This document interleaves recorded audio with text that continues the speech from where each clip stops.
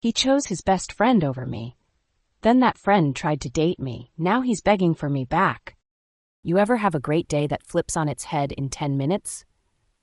That was me on a random Thursday at 4:13 p.m. I was in the coffee shop, headphones in, final drafting a marketing deck like a responsible adult, when my boyfriend Mason texted, "Mason, can we talk tonight?" Like serious talk. My stomach dipped. Serious talk texts never end with puppies and pancakes. Still, I told myself it was probably about work stress, or maybe he hated my Spotify playlist again. Normal couple stuff. We'd been together 11 months. Enough time to share toothbrush space and trauma histories. He'd met my mom. I'd road-tripped with his college buddies, the four horsemen of bropocalypse, led by his best friend, Evan. Evan tolerated me with that polite, "you're temporary" grin guys give when they think their friend can do better. Whatever. Not my circus. Or so I thought. Mason picked me up that night, engine idling like it knew something I didn't. He didn't lean over and kiss me. Barely made eye contact. Drove us to the riverfront where the city lights look romantic if you're not busy getting your heart fed through a shredder. He killed the engine and inhaled like he was sucking bravery out of thin air. So, I've been thinking and talking with Evan. Cue inner eye roll. Of course. He pointed out some red flags. I laughed out loud because what flags? I don't ghost, lie, cheat, or steal. My credit score is better than my serotonin levels. I own 3 plants, and 2 are still alive. But Mason kept talking, reading from some invisible script. I'm too independent. I don't need him enough. I'm still friends with my exes, which is borderline disrespect. I post too many gym selfies. Translation, thirst traps. He ended with, Evan says these are patterns that only get worse. Evan says, not I feel, not I'm worried. Evan says. I stared at him, waiting for the punchline. None came. So I said the only logical thing, are you breaking up with me because Evan made a list? He nodded, just like that. The river glittered behind him, mocking me. I didn't cry, didn't beg, didn't even raise my voice. I slid out of the car, walked home in freezing wind without a coat, and spent the night deleting draft texts that ranged from savage roasts to sad love haikus. At 3 a.m., I ordered a neon sign for my living room that says red flags look better on you. Petty? Maybe. Therapeutic? Absolutely. I figured that was the end. Turns out it was the beginning of the most chaotically satisfying month of my life. 3 weeks. That's how long it took before Mason started lurking again. 3 full weeks of silence after the riverfront breakup. No texts, no I miss you, not even a hope you're good breadcrumb. Then suddenly, likes, not messages, on my IG posts. First one, a gym selfie, the exact kind Evan claimed was a red flag. Second, a boomerang of me dancing in my apartment with my best friend, wine glass in hand and middle finger up. Petty, yes, but tasteful. I posted those not for Mason, for me, to feel something other than humiliated. But the minute he double-tapped, I knew. His confidence was cracking. Meanwhile, Evan? He was still all over Twitter with his smug little threads about alpha mindsets and how the wrong woman will distract you from your grind. Basically recycled Joe Rogan brain fog. And I saw Mason liking those too. Until suddenly, he stopped. No likes on Evan's posts, no photos of them hanging out, no tagged content, no beachside beers, no Saturday morning basketball. And then it happened. A message. Out of nowhere. Mason, hey, just thinking about you a lot lately. Classic. I stared at the screen. My fingers hovered over the keyboard. I didn't answer. Not because I didn't want to. I did, but not for the reason he thought. It wasn't because I missed him. It was because I had a plan. See, what Mason didn't know is that Evan's ex-girlfriend, the one he dated for 2 years and publicly shaded on every platform, had messaged me. She saw the breakup post I made, saw the sign on my wall, said, you don't know me, but I know Evan. And you? You dodged a bullet. We started talking. Turns out Evan had a history of sabotaging his friends' relationships. Anytime someone got serious, Evan would suddenly see red flags. He once told another guy his girlfriend was too career-driven to be nurturing. His pattern? Cut the cord for you, then circle the breakup like a vulture. Guess who'd tried to make a move on me 2 days after the split? That's right, Evan. DM'd me at 1:14 a.m. Didn't want to say this before, but I always thought you deserved better than Mason. I screenshotted it, saved it, didn't reply, because I wasn't done watching them both unravel yet. Mason didn't just come crawling back. He broke into a sprint. A week after the thinking about you message, I got a full-length, multi-paragraph notes app apology. You know the kind, where the punctuation gets weird because he's trying to sound deep, but it's just run on guilt. I've been doing a lot of thinking. I realize now I let someone else's opinion get in the way of something real. I made a huge mistake. You were the best thing that ever happened to me. There it was, someone else's opinion. He still wouldn't say Evan's name, but we both knew who the puppet master was. I didn't reply, so he upped the ante. Venmo'd me $25 for the coffee I ruined that day. Sent me an Instagram reel of a dog and a cat cuddling, captioned, "Us?" What? Then finally he pulled the big move. Can we talk, face to face, just once? No pressure. I just want to apologize the right way. I waited 6 hours before replying, 1 hour, your place. Don't make it weird. And here's where I'll admit, I was nervous. Not because I still wanted him, but because I needed to know how far he'd fall when I stopped catching him. His apartment was exactly the same. Same dumb motivational poster. Same scent of expensive cologne and emotional immaturity. But Mason? He looked different. Less smug, more tired. Eyes darker than usual, like his pride had been chewing him alive for days.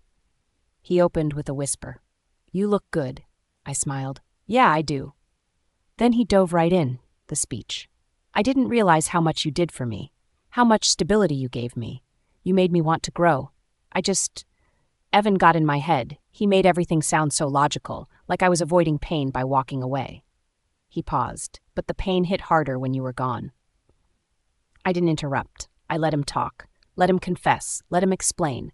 Let him tell me everything he should have said before he ever listened to Evan. And when he was done, I smiled and reached into my bag, pulled out my phone, scrolled to a screenshot, turned it around, and held it up. Evan's 1:14 a.m. DM. Mason stared at it, read it, reread it. Then he looked at me, like a man watching the floor drop out from under his reality. What? I shrugged. Yeah, your boy tried to shoot his shot 2 days after you dumped me, said I deserved better than you. Silence. So here's your real red flag, I said. It was never me. It was him, and you picked him. Mason just sat there, holding my phone like it was radioactive.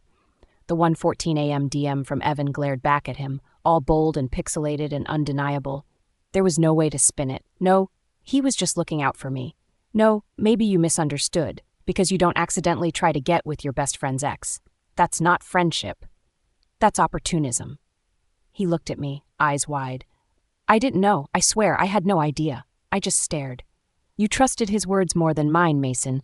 You treated me like a checklist of flaws based on his projections. And the whole time, he wanted me. He ran his hands through his hair. Classic overwhelmed move, like his brain was buffering. I feel like such an idiot. You should, I said, standing up, but not for losing me, for handing me over to him like I was a favor he was owed. I left without slamming the door. That's important. I wanted him to hear the silence after I was gone. Then I posted the screenshot. Evan's message. No names, just enough context. Captioned, when your ex's best friend convinces him you're a red flag, then sends this 2 days later. Get better friends, get better standards, get better, period. It blew up. People loved it. DMs, comments, reposts. Even some girl I barely knew from college messaged, wait, is this Evan last name? Because he pulled the same crap with my ex. Suddenly, I wasn't the only one. Turns out Evan had a long resume of being the wise best friend who conveniently had a history of sabotaging his boys' relationships and just so happened to always be waiting in the wings after. Gross. People started piecing it together. Mutuals started unfollowing him. He deleted his Twitter, went private on Instagram. Mason? He didn't even try to defend him, because there was nothing left to defend. A few nights later, Mason called again. I didn't answer. He texted me after, "You were right about everything. I'm sorry. I hope someday you'll forgive me." I stared at it, sat with it, deleted it, because forgiveness, it's earned, not begged for. People kept telling me I won the breakup, that I played it perfectly. But here's the truth. I wasn't trying to win anything. I was just done losing myself to people who needed me to shrink so they could feel tall. I was just starting to breathe easy again. You know that weird, quiet high that hits once the chaos fades, where you're still side-eyeing the universe, waiting for the next punch, but also deep down, you know it's over? That's where I was. I'd gone 2 full weeks without thinking about Mason or Evan in any real way. My energy was focused on me, working out, leveling up at work, cooking like I was auditioning for a date I didn't even want to go on. Then it happened. Evan messaged me again. Yep. Despite getting ratioed into digital oblivion, despite being exposed to a small corner of the internet as the walking caution tape he is, despite me publicly dragging him in the most elegant, non-naming but everyone knew way possible, he had the audacity. Evan, hey, I think we got off on the wrong foot. Wrong foot. Like he hadn't tried to wedge his entire body between me and Mason while pointing at me and screaming, "Danger!" I didn't respond. Not immediately. I stared at the message for a while, sipping iced coffee like it was wine and trying to decide whether to leave him on read or deliver the poetic justice I'd been saving for a rainy day. The next day, I sent one message back. Just curious, when you said I was a red flag, did you mean red as in stop or red as in you couldn't look away? He never replied. But he saw it. That little seen notification was all I needed. After that, it was quiet for real.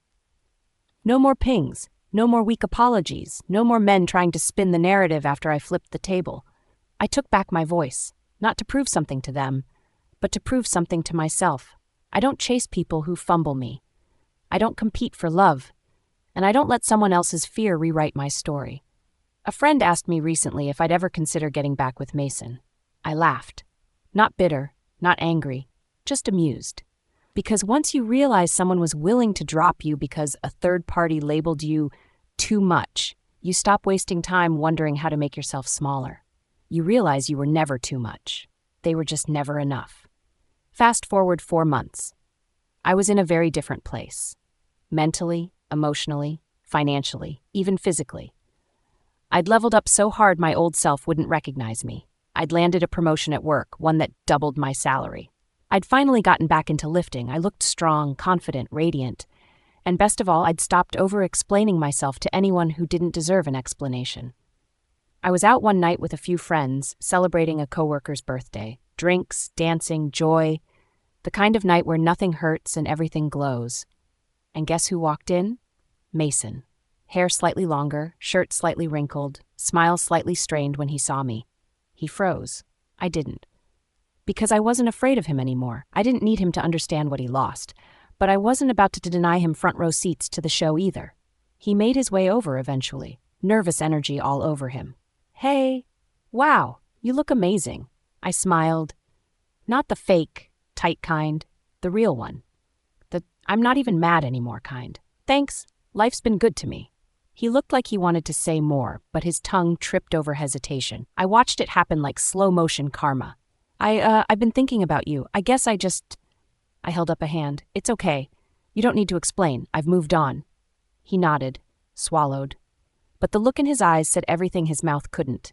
He remembered who I was, and he saw who I'd become. And he knew he didn't get to have either. And me? I didn't feel victorious. I didn't need to win. I was just free. Free from having to apologize for my ambition. Free from being told my confidence was a red flag. Free from dimming so someone else wouldn't feel small next to me. As I walked away, heels clicking, head high, I didn't look back, because he already did enough looking for both of us. Let's be clear, this story, it was never really about Mason, and it definitely wasn't about Evan. They were just the spark. The real fire came from me finally deciding I was done shrinking to fit someone else's comfort zone. For years, I'd been the cool girl, the easygoing one, low maintenance, chill. I thought it made me lovable. Turns out, it just made me easier to walk away from. So when Mason left, citing red flags he didn't even discover on his own, I cracked. Not just from heartbreak, but from the weight of realizing I had spent way too long letting other people tell me who I was. But after the crack, I rebuilt. Not the same girl. Not a version polished up to get someone back. Not someone waiting to be chosen. I chose myself. And when I did, the whole world changed. I stopped apologizing for being opinionated. I stopped hiding my ambitions so someone else wouldn't feel threatened. I stopped mistaking silence for peace and started demanding actual respect. I learned something else too. If someone can walk away from you because their friend thinks you're too much, let them. Let them run. Let them chase mediocrity and call it safety. Because you're not too much. You were just with someone who wasn't enough. These days, I laugh when people bring up red flags, not because they don't exist, but because I finally know mine aren't warnings to others. They're boundaries for me. If you flinch at my independence, ambition, strength, or confidence, you're not being warned. You're being disqualified. Mason never tried again. Not really. I think he knew. And Evan? Last I heard, he was still single, still tweeting alpha male nonsense, still playing puppet master in the dark corners of his boys' lives. But me? I'm out of the puppet show. No more strings, no more dimming, no more apologizing for shining too bright. So, yeah, maybe I got dumped over red flags. But what they didn't realize was they weren't warning signs. They were stop signs for the wrong ones. And now, only green lights ahead. Share in the comments. Would you ever take someone back after a betrayal like this? Like, subscribe, and tap the bell for more real-life stories, relationship drama, and emotional twists you won't believe. See you in the next video.